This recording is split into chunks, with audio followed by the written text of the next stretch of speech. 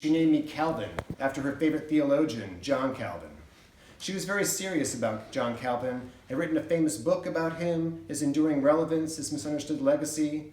My mother was highly thought of by a lot of people who thought a lot about John Calvin. My father, on the other hand, was a high school coach, football in the fall, basketball in the winter, baseball in the spring. In the summer, he ran clinics for athletes who would be playing those respective sports during the regular school year. His name was Roger Bledsoe.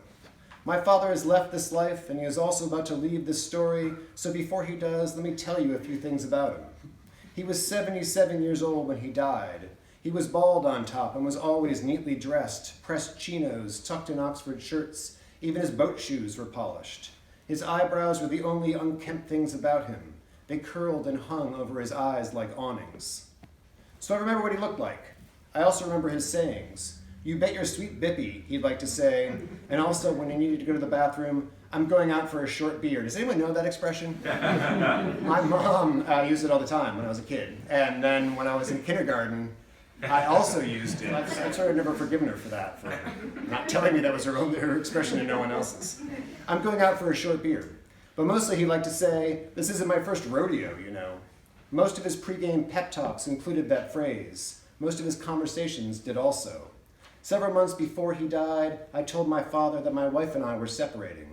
This was after one of my father's baseball games. I was 47 years old, and I still went to all my father's games, went to all my mother's services too. I have no memory of whether his team had won or lost that particular game, but I do remember that the wind was up, that my father's eyebrows were waving at me like cilia. "So you're getting a divorce," he said. I insisted that wasn't necessarily so. "Lots of people who get separated don't end up getting divorced," I said, and he squinted at me skeptically and said, "This isn't my first rodeo, you know." And then he died of a heart attack. 3 days later, my mother and I were in the cemetery, standing over his grave next to the pile of dirt. The rest of the mourners had left. The hole was still open. The cemetery workers were waiting there with their shovels, their backhoe idling and rattling loudly behind them. This was in Maine.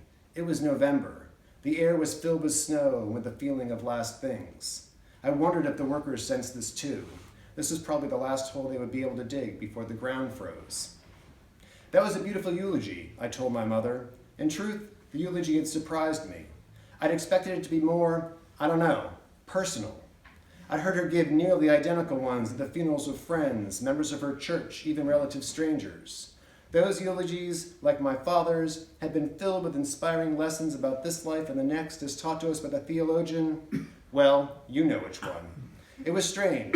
My mother in her book and her sermons always insisted that while Calvinists were reputed to be severe and full of judgment, John Calvin himself had been forgiving and full of love.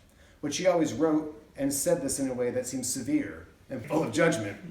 "You must have always wondered why your father and I stayed together for as long as we did," my mother said. To me, I guessed, although she was looking at the hole. This surprised me even more than the eulogy. In fact, I had not wondered this at all. I had not ever even considered my parents not staying together a possibility. I had not ever even considered my wife and me not staying together a possibility either until it actually happened.